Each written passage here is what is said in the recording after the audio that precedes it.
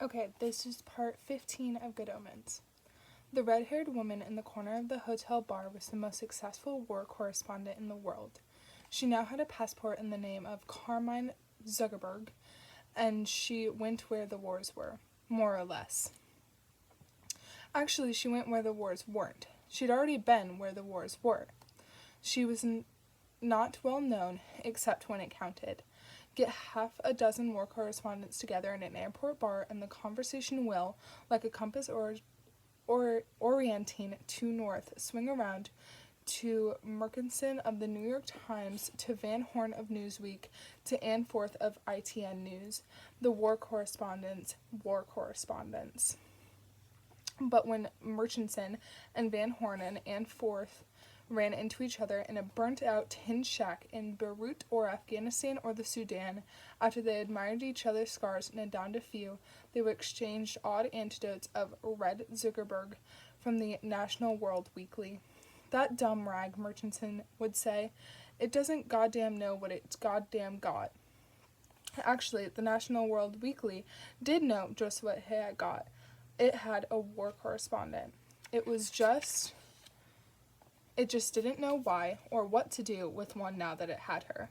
A typical National World Weekly would tell the world how Jesus' face was seen on a Big Mac bun bought by someone from Des Moines with an artist impression of the bun, how Elvis Presley was recently sighted working in a Burger Lord in Des Moines, and how listening to Elvis records cured a Des Moines housewife's cancer, how the spate of werewolves infesting the Midwest are the offspring of noble pioneer woman raped by Bigfoot, and that Elvis was taken by space aliens in 1976 because he was too good for this world. Remarkably, one of these stories is indeed true. That was National World Weekly. They sold 4 million copies a week, and they needed a war correspondent like they needed an exclusive interview with the General Secretary of the United Nations. The interview was done in 1983 and went as follows. You're the Secretary of the United Nations, then? See. Ever sighted Elvis? So they paid Red Zuckerberg a great deal of money to go and find wars and ignore the bulging, badly typed envelopes she sent them occasionally from around the globe to justify her, generally fairly reasonable, expense claims. They felt justified in this because, as they saw it, she really wasn't a very good war correspondent, although she was undoubtedly the most attractive, which counted for a lot on the National World Weekly. Her war reports were always about a bunch of guys shooting at each other with no real understanding of the wider political ramifications and, more importantly, no human interest. Occasionally, they would hand one of her stories over to a rewrite man to fix up. Jesus appeared to 9-year-old Manuel Gonzalez during a pitched battle on the Rio Concorsa and told him to go home because his mother was worried about him. I knew it was Jesus, said the brave little child, because he looked like he did when his picture miraculously appeared on my sandwich box. Mostly, the National World Weekly left her alone and carefully filed her stories in the rubbish bin. Murchison and Van Horn and Anforth didn't care about this. All they knew was that whenever a war broke out, Mrs. Zuckerberg was there first, practically before. How does she do it? They would ask each other incredulously. How the hell does she do it? And their eyes would meet and silently say, if she was a car, she'd be made by Ferrari. She's the kind of woman you'd expect to see as the beautiful consort to the corrupt generalissimo of the collapsing third world country, and she hangs around with guys like us. We're the lucky guys, right? Miss Zuckerberg just smiled and bought another round of drinks for everybody on the National World Weekly and watched the frights break out around her, and smiled. She had been right. Journalism suited her. Even so, everyone needs a holiday, and Red Zuckerberg was on her first in 11 years. She was on a small Mediterranean island which made its money from the tourist trade, and that in itself was odd. Red looked to be the kind of woman who, if she took a holiday on any island smaller than Australia, would be doing so because she was friends with the man who owned it. And had you told any islander a month before that war was coming, he would have laughed at you and tried to sell you a raffia work wine holder and a picture of the bay done in seashells. That was then. This was now. Now, a deep religio-political divide concerning which of 4 small mainland countries they weren't actually a part of had split the country into 3 factions, destroyed the statue of Santa Maria in the town square, and done for the tourist trade. Red Zuckerberg sat in the bar of the Hotel de Palomar de Sol, drinking what passed for a cocktail.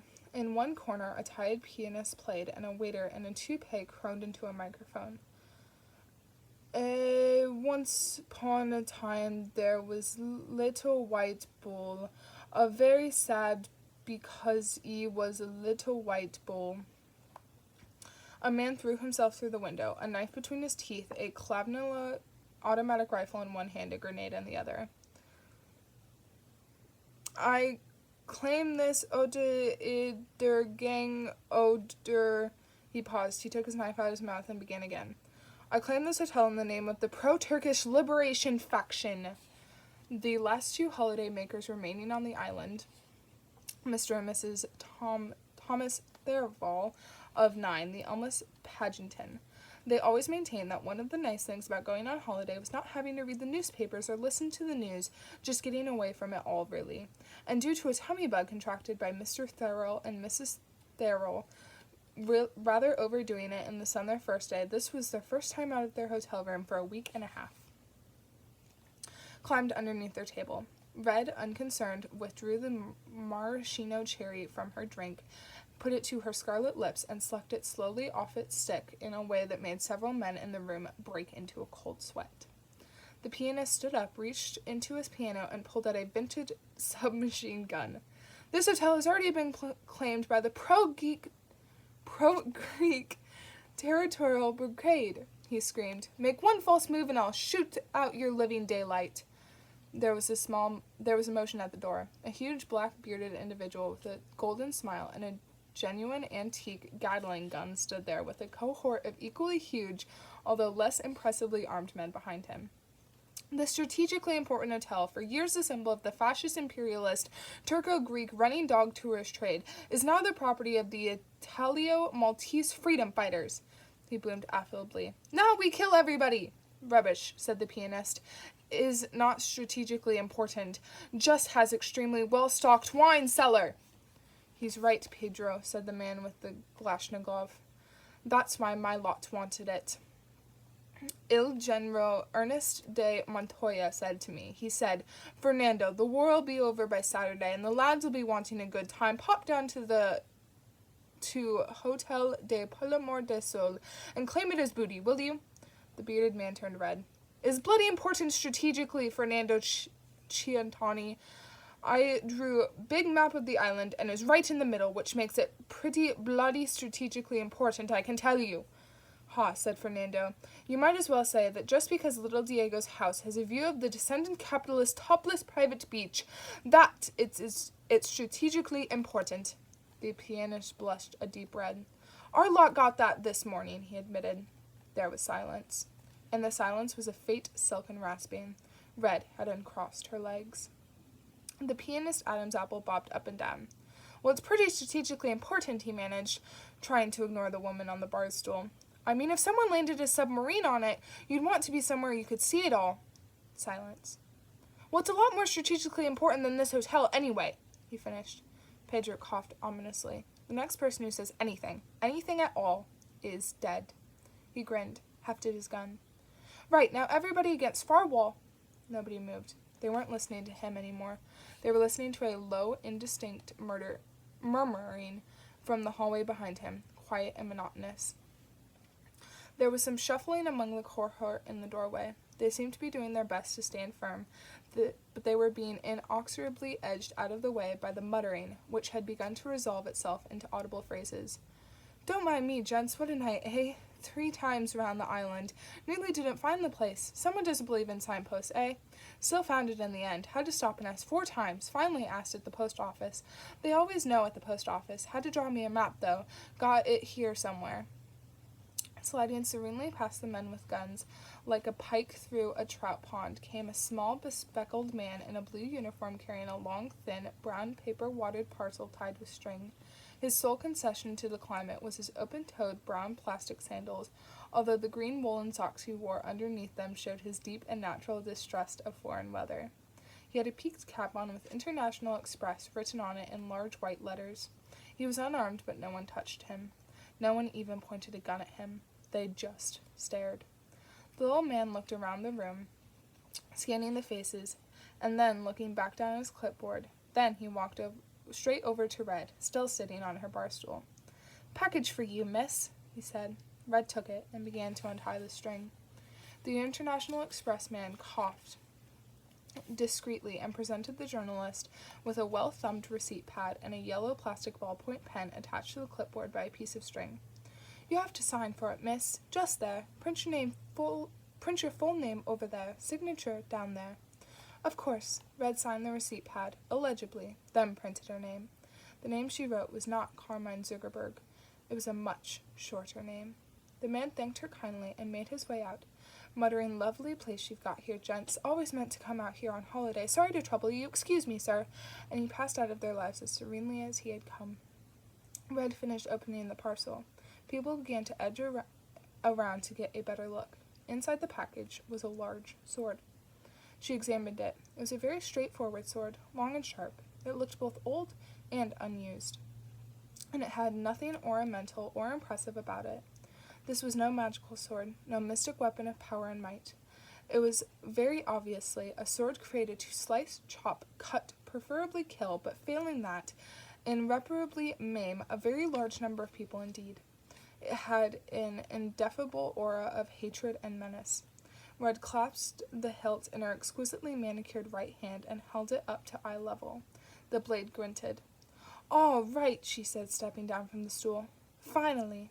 She finished the drink, hefted the sword over one shoulder, and looked around at the puzzled fractions who now encircled her completely.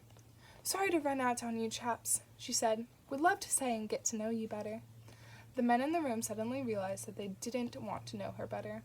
She was beautiful, but she was beautiful in the way a forest fire was beautiful, something to be admired from a distance, not up close. And she held her sword, and she smiled like a knife. There was a number of guns in that room, and slowly, trembling, they were focused on her chest and her back and her head. They encircled her completely. "Don't move," croaked Pedro. Everybody else nodded. Red shrugged. She began to walk forward. Every finger on every trigger tightened, almost of its own accord. Lead and the smell of cordite filled the air. Red's cocktail glass smashed in her hand. The room's remaining mirrors exploded in lethal shards. Part of the ceiling fell down. And then it was over. Carmine Zuckerberg turned and stared at the body surrounding her as if she hadn't the faintest idea of how they came to be there. She licked a splatter of blood, someone else's, from the back of her hand with a scarlet cat-like tongue. Then she smiled. And she walked out of the bar, her heels clicking on the tiles like the tapping of distant hammers. The two holiday makers climbed out from under the table and surveyed the carnage. "This wouldn't have happened if we'd gone out to Tormos like we usually do," said one of them plaintively. "Foreigners," sighed the other. "They're just not like us, Patricia." "That settles it, then. Next year we go to Brightonton," said Mrs. Dressel, completely missing the significance of what had just happened. It meant there wouldn't be any next year. It rather lowered the odds of there being any next week to speak of.